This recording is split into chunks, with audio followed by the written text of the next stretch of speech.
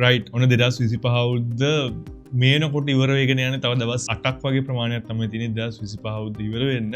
ඉතින් 2025 අවුරුද්දේ මම සෑහෙන ස්මාර්ට්ෆෝන්ස් පාවිච්චි කරා රිවිව් කරා. ඉතින් ඒ නිසා මට අයිඩියා එකක් තියෙනවා දැන් ඒ පාවිච්චි කරපු ස්මාර්ට්ෆෝන්ස් වලින් මොකක්ද හොඳම ෆෝන් එක. ඒ වගේම ඒ පාවිච්චි කරපු ස්මාර්ට්ෆෝන්ස් වලින් ඔයා ගන්නව නම් සහ ඔයා පාවිච්චි කරනවා නම් ඒ ෆෝන් එක ගොඩක් හොඳ මට්ටමක තියෙනවද කියලා මට ලොකු අයිඩියා එකක් තියෙනවා. ඉතින් ඒ නිසා මම හිතුවා 2025 අවුරුද්ද අවසානයේ මම 2025 පාවිච්චි කරපු හොඳම ස්මාර්ට්ෆෝන්ස් මොනවද කියන එක ගැන වීඩියෝ එකක් කරන්න. ඉතින් මේක ඩිවයිසස් පහක් මම ඇඩ් කරලා තියෙනවා. ඉතින් අද අපි බලමු 2025 අවුරුද්දේ මගේ හොඳම ස්මාර්ට්ෆෝන්ස් පහ මොනවද කියලා.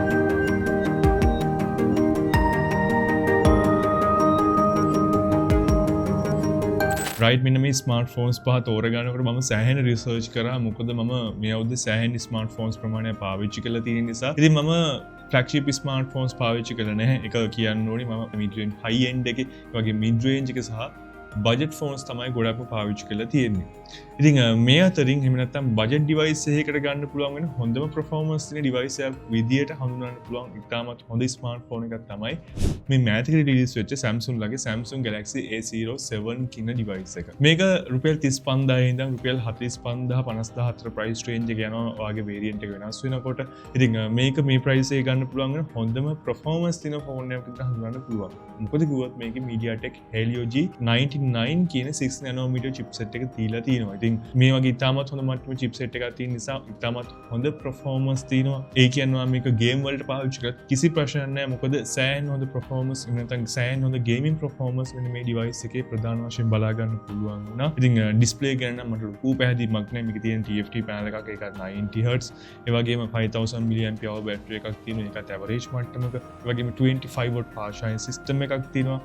ඒ වගේම තවත් හොඳම දේ තමයි මේ device එකේ Android 15 version එක එනවා. ඒ වගේම 6 major updates මෙන්න මේ device එකට හම්බ වෙනවා. කියන්නේ අපිට අවුරුදු 6ක් යනකම් මෙන්න මේ device එක budget device එකක් වුණත් update හම්බ වෙනවා. ඒ කියන්නේ Android 21 වෙනකම් මේක වාට updated phone එකක් විදිහට පාවිච්චි කරගන්න පුළුවන්. ඉතින් මම දැකලා නැහැ ගොඩක් budget device වලට අවුරුදු 6ක් යනකම් update තියෙන phone. ඉතින් මේකේ එක තියෙන එක ගොඩාක් හොඳයි කියලා කියන්න පුළුවන්. ඒ වගේම 50 megapixel main camera එකක් එක්ක 8 megapixel selfie එකක් තියෙනවා. ඉතින් camera එක නම් average මට්ටමේ තමයි මට මේ device එකේ බලා ගන්න පුළුවන් වුණේ.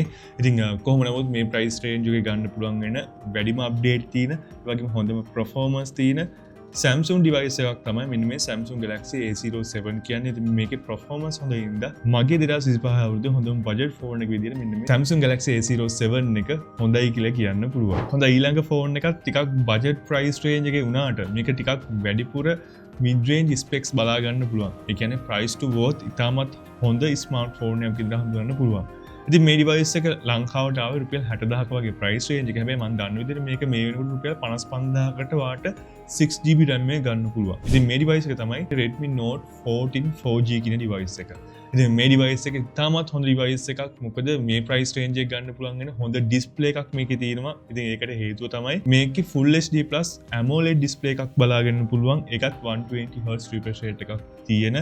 ඉතින් මේ වගේ price range එක මෙතන රුපියල් 55000කට අපිට කොහෙවත් හොයාගන්න හම්බ වෙන්නේ නැහැ. මේ වගේ ටිකක් හොඳ AMOLED display එකක්. ඒකට under display fingerprint එකකුත් මෙන්න මේ වගේ price range එකේ බලා ගැනීමේ හැකියාවක් තියෙනවා. ඒ වගේම මේකෙත් MediaTek Helio G99 6 nanometer chip එක තියෙනවා. ඉතින් ඒ නිසා සෑහෙන හොඳ performance එකක් තියෙනවා. ඒ වගේම 5500 mAh battery එකක් තියෙනවා. මේක සෑහෙන හොඳ මට්ටමක තියෙනවා කියලා කියන්න පුළුවන්. ඒ වගේම 33 watt fast charging system එකක් තියෙනවා. ඒ වගේම Android 14 version එක තමයි මේකේ තියෙන්නේ. හැබැයි මේකේ 4 major updates හම්බ වෙනවා. ඒ කියන්නේ Android 18 වෙනකන් ඔයාලට මේක අප්ඩේට් කරගෙන පාවිච්චි කරගන්න පුළුවන්. ඒ වගේම මෙගාපික්සල් 108ක කැමරා එකකුත් මේ ඩිවයිස් එකේ තියෙනවා. ඉතින් ඩිවයිස් එකේ කැමරාවට කියන ලොකු වරදක් නැහැ. මේ වගේ ප්‍රයිස් රේන්ජ් එකේ තාමත් හොඳ කැමරා එකක් මේකේ තියෙනවා කියලා කියන්න පුළුවන්. ඉතින් එහෙම ගත්තම අර price to worth ස්මාර්ට්ෆෝන් එක විදියට නැත්නම් 2025 ගෙවන මුදලට ගන්න තියෙන හොඳම ස්මාර්ට්ෆෝන් එකක් විදියට මෙන්න මේ Redmi Note 14 4G කියන device එක හඳුන්වන්න පුළුවන්. ඊළඟ ස්මාර්ට්ෆෝන් එකත් මම පාවිච්චි කරපු එහෙම නැත්නම් මෑතකදී පාවිච්චි කරපු ඉතාමත් හොඳ ස්මාර්ට්ෆෝන් එකක් 2025 අවුරුද්දේ.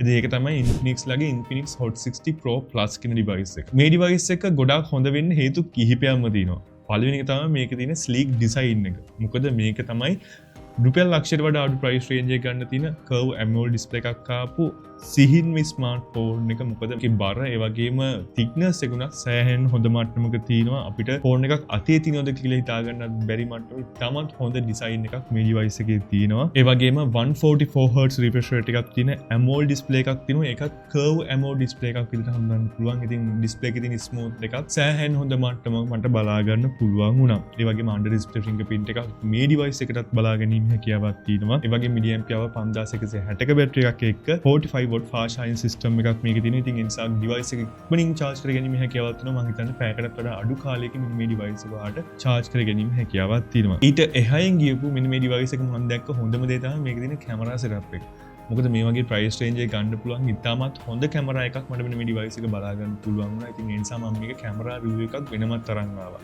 ඉතින් ඔයාලට කැමති නම් මෙන්න මේ තියෙන උඩ කාඩ් එක ක්ලික් කරලා මේක කැමරා රිවිව් එක බලන්න පුළුවන්. මොකද මේකේ කැමරා එක මේ ප්‍රයිස් රේන්ජ් එකේ තියෙන හොඳම කැමරා එකක් කියන්න පුළුවන්. මොකද පෝර්ට්‍රේට් එක කැමරා එකේ තියෙන ෂාර්ප්නස් එක ඩයිනමික් රේන්ජ් එක සෑහෙන හොඳ මට්ටමකට මේ ඩිවයිස් එක බලා ගන්න පුළුවන් වුණා. සෙල්ෆි කැමරා එකත් ඒ වගේ. ඉතින් ඒ නිසා මේ වගේ ප්‍රයිස් රේන්ජ් එකේ මේ නැත්තම් රුපියල් 73000ක් වගේ තමයි මෙන්න මේ ඩිවයිස් එක වෙන්නේ. ඉතින් මේ ප්‍රයිස් රේන්ජ් එක ගන්න පුළුවන් වෙන ඉතාමත් හොඳ ඩිවයිස් එකක් තමයි මෙන්න මේ Infinix Hot 60 Pro Plus කියන ඩිවයිස් එක. මේක 2025 මම පාවිච්චි කරපු ඉතාමත් හොඳ ඩිවයිස් එකක්. හොඳයි 2025 මම පාවිච්චි කරපු තවත් ඉතාමත් හොඳ Infinix ඩිවයිස් එකක් තමයි Infinix Note 50 කියන්නේ. ඉතින් මේක ගොඩාක් හොඳ වෙන්න හේතු කිහිපයක් මේ ඩිවයිස් එකේ තියෙනවා. පළවෙනි දේ තමයි මේක තියෙන ඩිසයින් එක. මොකද මේ ඩිවයිස් එක අපි අතට ගත්තම කොයිමලාවකත් හිතෙන්නේ නැහැ මේක රුපියල් 80000ක ඩිවයිස් එකක් කියලා. මොකද මේක අතට ගත්තම උනත් අපිට තේරෙනවා සාමාන්‍ය මේක ඩිසයින් එක නිර්මාණය කරලා තියෙන ෆ්ලැග්ෂිප් එක්ස්පීරියන්ස් එකක් ගන්න පුළුවන් වෙන මට්ටමේ ඩිසයින් එකක් දෙන්න කියලා. මොකද කිව්වොත් මේකේ ෆ්‍රේම් එකත් ඇලුමිනියම් මේ වගේම ඩිසයින් එකත් සෑහෙන හොඳ මට්ටමක තියෙනවා. ඒ වගේම AMOLED display එකක් තියෙනවා 144 Hz refresh rate එකක් තියෙනවා. ඒ වගේම 5200 mAh බැටරි එකක් තියෙනවා. ඉතින් මේකත් මම දෙක ගොඩාක් හොඳ දෙයක් සහ මේකේ 45 watt fast charging system එකක් අපිට wired විදිහට බලා ගන්න පුළුවන්. ඒ වගේම මේකේ මේ price range එකේ මෙතන රුපියල් 80000ට ගන්න පුළුවන් වෙන wireless charging system එකකුත් තියෙන එක 30 watt wireless charging system එකක්. ඉතින් ඒ නිසා ඔයාලට මෙන්න මේ device එක wirelessly charge කර ගැනීම හැකියාවක් තියෙන device එකක් විදිහට හඳුනන්න පුළුවන්. කැමරා එකකට කියන ලොකු වරදක් නැහැ. ඒ වගේම මේකේ MediaTek Helio G100 කියන chip එක තමයි බලා ගන්න පුළුවන් වෙන්නේ. performance උත් කිසි ප්‍රශ්නයක් නැහැ. ඒ වගේම රුපියල් 80000ක් වෙන්නේ මෙන්න මේ device එක. ඉතින් මේ device එක මේ price range එකට ගන්න පුළුවන් නේ. ඉතාමත් හොඳ device එකක්. විශේෂයෙන්ම wireless charging තියෙන. ඒ වගේම design එක උනත් professional මට්ටමේ තියෙන ඉතාමත් හොඳ device එකක් තමයි Infinix Note 50 කියන්නේ. ඉතින් මම හිතනවා මේක පාවිච්චි කරන කෙනෙක් ඉන්නවා. මේ device එකේ තියෙන ඔයාගේ experience එක පල්ලෙන් comment එකක් දාන්න අමතක කරන්න එපා. හොඳයි 2025 අවුරුද්දේ මම personally පාවිච්චි කරපු ඉතාමත් හොඳම device එක. එහෙම නැත්නම් අර high mid range device එකක් විතර හඳුනන්න පුළුවන් ඉතාමත් හොඳ device එක තමයි Redmi සමාගමේ තියෙන Redmi Note 14 Pro Plus කියන device එක. මේක 5G phone එකක්. ඉතින් මේක ගොඩාක් හොඳයි කියන ප්‍රධාන හේතු කිහිපයක්ම තියෙනවා. ඉතින් මේකේ පළවෙනි දේ තමයි මේකේ design එක. මොකද මේක අතර ගත්තම උනත් සෑහෙන හොඳ weight එකක්. ඒ වගේම ඉතාමත් හොඳ flagship experience එකක් මෙන්න මේ device එක through මට experience කරගන්න පුළුවන් වුණා මේ device එක පාවිච්චි කරද්දි. back එක front එක සම්පූර්ණයෙන්ම glass වලින් material කරලා තියෙනවා. ඒක ගොඩාක් හොඳ දෙයක්. ඒ වගේම 68 billion color depth එකක් තියෙන 120 Hz refresh rate එකක් තියෙන AMOLED display එකක් තියෙනවා. curve AMOLED display එකක් තියෙනවා. ඉතින් මේකත් සෑහෙන හොඳ quality එකක් මට මෙන්න මේ display එකේ බලා ගන්න පුළුවන් වුණා. ඒ වගේම මේකේ සෑහෙන හොඳ performance එනවා. මොකද මේක upper mid range device එකක්. ඒ නිසා මෙන්න මේ device එකේ ඉතාමත් හොඳ chipset එකක් තියෙනවා. Snapdragon 7S Gen 3 කියන chip එක තියෙනවා. ඉතින් මේක සෑහෙන හොඳට perform කරන විශේෂයෙන්ම gaming වලට ඉතාමත් හොඳ performance බලා ගැනීම හැකියාවක් තියෙනවා. ඒ වගේම multitasking use කරත් කිසි ප්‍රශ්නයක් නැහැ. සෑහෙන හොඳ performance මේ device එකේ තියෙනවා. ඒ වගේම milliamp hour 5110ක battery එකක් තියෙනවා මෙන්න මේ device එකේ. ඊට අමතරව මේකේ 120 watt fast charging system එකක් බලාගෙන මේක આવත්. ඉතින් මම දැක්ක වැඩිම fast charging system එක තියෙන ස්මාර්ට්ෆෝන් එක මෙන්න මේක මේ අවුරුද්දේ පාවිච්චි කරපු මෙන්න 2025 අවුරුද්දේ පාවිච්චි කරපු. ඉතින් මම දාන්න විදිහට මේ fast charger එකත් අපිට පිට මාකට් එකේ නැත්නම් අපි එළියෙන් ගන්න ගියත් සෑහෙන මුදලක් යනවා. හැබැයි මේක අපිට box එකේම හම්බ වෙනවා. ඉතින් එහෙම ගත්තම අපිට සෑහෙන හොඳ fast charging system එකක් මේ device එකේ තියාගන්න පුළුවන්. සහ කැමරා එකත් සෑහෙන හොඳ මට්ටමකින් මේ device එකේ මට බලා ගන්න පුළුවන් වුණා. 2025 පාවිච්චි කරපු ස්මාර්ට්ෆෝන්ස් එක සසඳලා බලද්දී. ඉතින් මේක රුපියල් 1,30,000 ඉඳන් රුපියල් 1,50,000 අතර price range එක මිලදී ගන්න පුළුවන් ස්මාර්ට්ෆෝන් එකක්. Redmi Note 14 Pro Plus කියන්නේ 2025 අවුරුද්දේ මම පාවිච්චි කරපු ඉතාමත් හොඳ per mid range device එකක් සහ මම පාවිච්චි කරපු හොඳම ස්මාර්ට්ෆෝන් විදිහට මෙන්න මේ Redmi Note 14 Pro Plus කියන device එක හඳුනන්න පුළුවන්. ඉතින් මීට වඩා devices ලංකාව release වුණා. හැබැයි මම පාවිච්චි කරන මේ device ටික. ඉතින් සමහර විට මීටත් වඩා හොඳ devices ඔයා දන්නවා ඇති. ඒවා පල්ලෙහා comment එකක් දාන්න. සහ ඔයාගේ experience එක මේ device වලින් එකක් තියෙනවනම් ඔයාගේ experience එකක් පල්ලෙහා comment එකක් දාන්න තමයි කරන්න එපා. ඒ වගේම මේ වීඩියෝ එක like කරන්න සහ මේ වීඩියෝ එක බලන්න පළවෙනි පාට නම් ඔයාලට පුළුවන් අපේ YouTube channel එක පල්ලෙන් subscribe කරන්න. පල්ලෙහා තියෙන subscribe button එක click කරලා ඊට හැබැයි bell icon එක click කරොත් මම මේ වගේ වීඩියෝ දාපු ගමන් ඔයාලට notification එකක් ගෙන්න ගන්න පුළුවන්.